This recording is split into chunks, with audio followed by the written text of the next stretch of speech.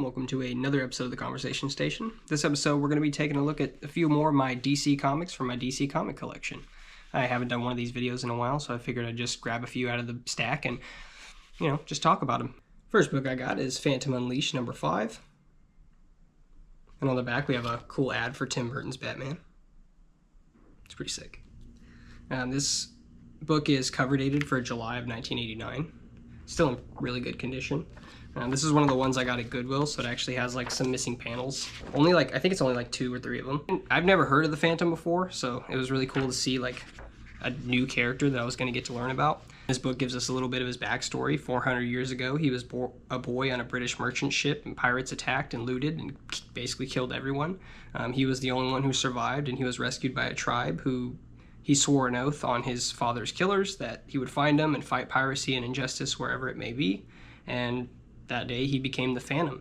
Now there may be a bit more to the story, but obviously this is just like a really quick run through just to show you how he got to where he is.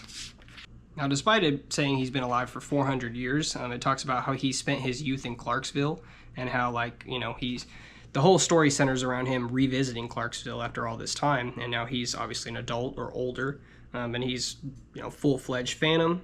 And which I'm not sure if he wasn't back then, but I guess he was just a little bit different. Like I said, I have to look more into this character, so much more. Just reading one book really isn't gonna do it. But he comes back to Clarksville to find that his entire town is ran by a racist group called the Order, and they're just a bunch of bad people who do bad things. And the Phantom is just trying to save somebody that he cares about in the midst of all this, and he's slowly learning that his town has been taken over. And it's one of those things where it's a kind of a slow realization, and he's in the middle of a fight, so obviously you can't figure out what's going on. You're just trying to save people. And he, is a Phantom, so he's a ghost, and everything else doesn't really affect him, and it's freaking out the people. And it's just awesome to see that attitude of they don't know what they're dealing with. He also got a cool ad for Batman Year 3. It's really awesome. Some really good artwork. And right here it takes us back, and he talks about how his first experience with racism, he was naive and just didn't understand how people could hate each other for the color of their skin.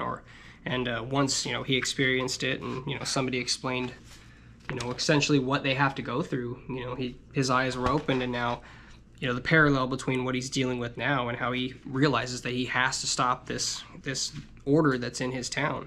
I got a cool ad for this As Above, So Below. It's really cool looking. Yeah, and as I said, this one is missing just a few of the panels, like this one. And I think the person who took it from this right here, which is like an ad for, it says El Diablo. It's pretty cool. I do wonder what the word said right there, or what they took. It says to the oppressed, and then it just is gone right there. Eventually, using his connections that he's got by, I'm sure, saving people and helping out where he's needed, he's able to take the town back over and become the law and say who gets arrested and everything like that. And he's able to put those bad guys behind bars.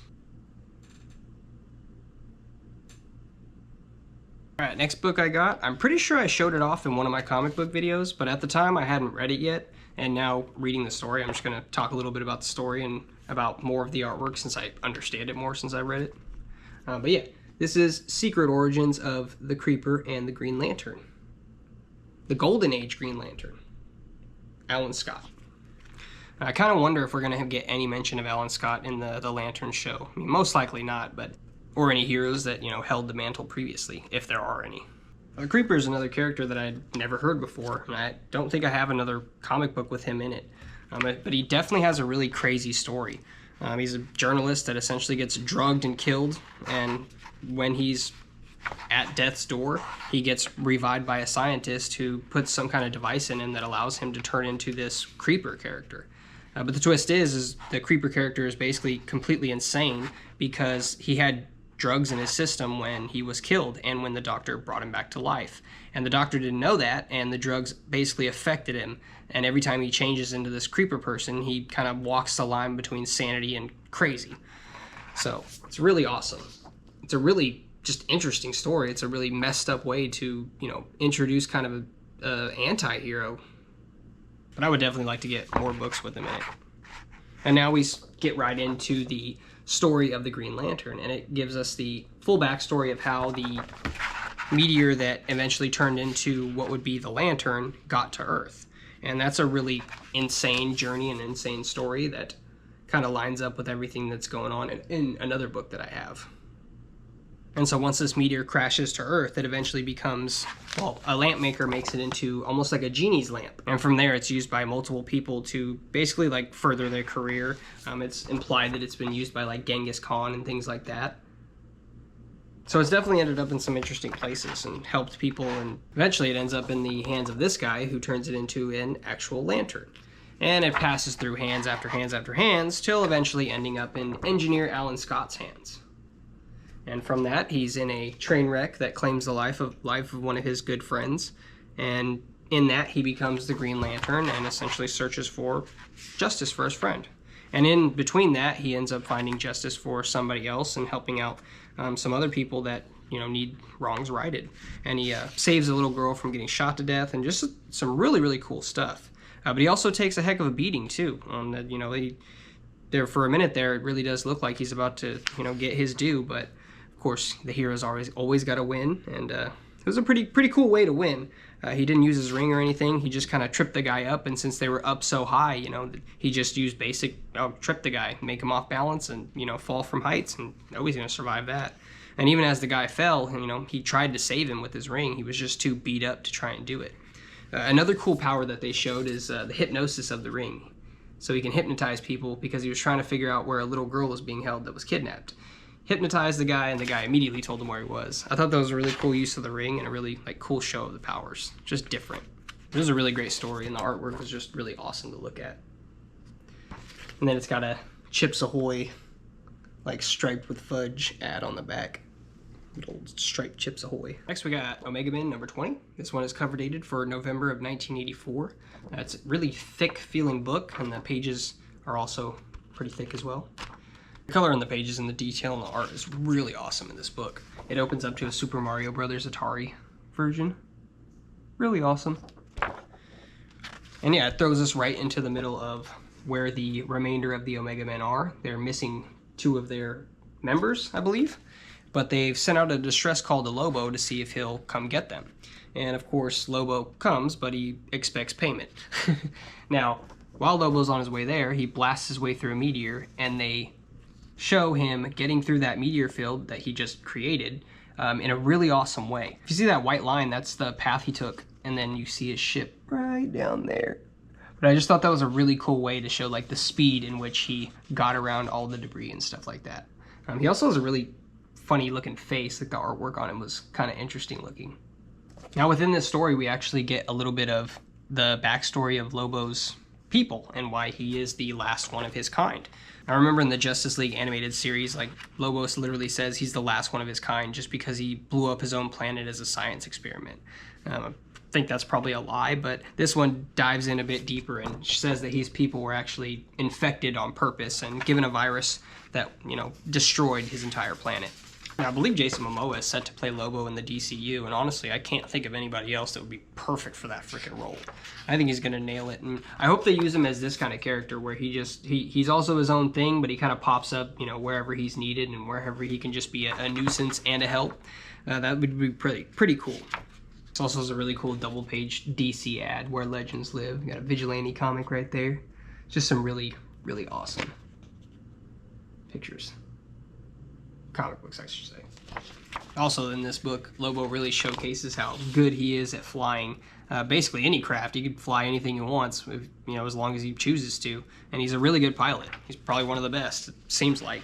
2 of the members of the Omega Men have been captured by this otherworldly race, and Lobo is trying to get them back because, like I said, this race is partially responsible for the extinction of his people. So he has kind of a, you know, he has a stake in this too. But it's a really awesome story, and I want to get the rest of it because this is, like I said, this is the only comic book of the Omega Men that I have. On the back, we got a really cool little figurine ad for all these superpowered collections. It's pretty sick. It shows off all the characters right there. It has the whole, like, do you know where your children are? It's like, oh, they're in the pages of Infinity Comics. It's really awesome. Next up, we got the Suicide Squad number 42, The Phoenix Gambit, part 3 of 4. familiar silhouette in the background on the cover. In this, we see Amanda Waller taking the team to Russia, where she pretends to be helping them and against the U.S. government because they just threw her in prison. But as always with Amanda Waller, she has double plans, and her and Batman are essentially trying to, I think, get control of a super powerful person named Count Vertigo. That's what it looks like. They're just trying to either kill or capture him to probably gain his power or make him part of the Suicide Squad. The Russians have him, and they're basically keeping him drugged and using him as a weapon. So overall, I think that's what Amanda Waller is trying to get to. Eventually, Batman tags along as he's usually around the Suicide Squad or working with Amanda Waller. Also in here we got Vixen, which is a character that uses the basically like spirit of animals to gain her powers. It's really cool when she can do different kind of stuff with all the different animals that she can kind of manifest their spirit and powers of. But by the end, her and Batman and the whole plan just kind of goes awry, and Batman is shot at, and they tell him like the next one will go for your head. There's a really awesome shot of a bullet whizzing by Batman's head. And this is another interesting thing is they actually have a speedster, someone called a Blue Trinity, who actually succeeds in wrapping up Batman. In this, he is part of the Justice League. He talks about how being a member of the League has its perks. But at the beginning of the book, Amanda Waller and the whole team is supposed to be asleep in their beds, and they kind of have like, a recording system to make it sound like that, but they're locked in their rooms, so Amanda Waller is kind of holding it down, and the team goes out to try to complete the mission that they're on. But unfortunately, she gets a knock at the door, and somebody starts jiggling the doorknob. So Amanda Waller, tries to say like, "Oh, if you come through this door, I'll knock you out," and it ends up being Deadshot. And it's a really, really awesome picture of him. It's really cool. Next up, we got Flash number 46 versus Vixen by Grodd's Command. Another comic featuring Vixen, and actually in this comic she mentions about her, Wally mentions about her time in the Suicide Squad. So it's kind of cool that, we get the Suicide Squad, and then I bought this Flash comic and it had her and it just mention of it. But this one explained to me more about her powers and, how she uses them, about how she connects with animals and connects with, their scent and spirit, and she can do all kinds of stuff. In this one, she feeds a jackal a maternal scent, so that way the jackal will calm down. And, that's how she was able to catch basically a wild animal that was on the loose. And since she can use and basically kind of get onto the same wavelength of whatever animal she needs, once she gets onto Grodd's wavelength, since he's like so smart and such a just smart super gorilla, she kind of just makes her go crazy and be extremely strong, which is, obviously very scary.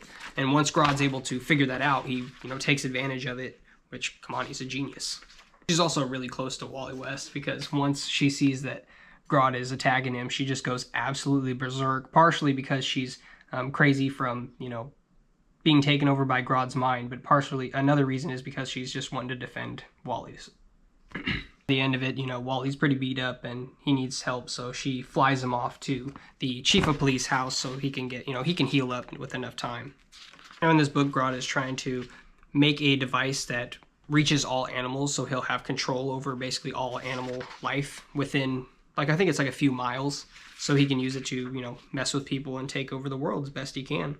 And it works pretty well. It freaks people out. There's like a gator that comes up through people's bathtubs, or that ends up being in people's bathtub, and just a bunch of like random animals that show up in different places. But by the end, some of the animals start to question whether, Grodd is actually going to let them lead or live after he's done doing what he's doing. Basically saying like, he doesn't really care about the lower level animal. And eventually Grodd hypnotizes Vixen and fully takes over her mind and uses that to capture the Flash. And by the end of it, we get the Flash in a cage and, basically being treated like an animal. Yeah, super funny. But yeah, I really would like to get the next one in this one. It actually shows like the next issue on the last page. That's pretty sick.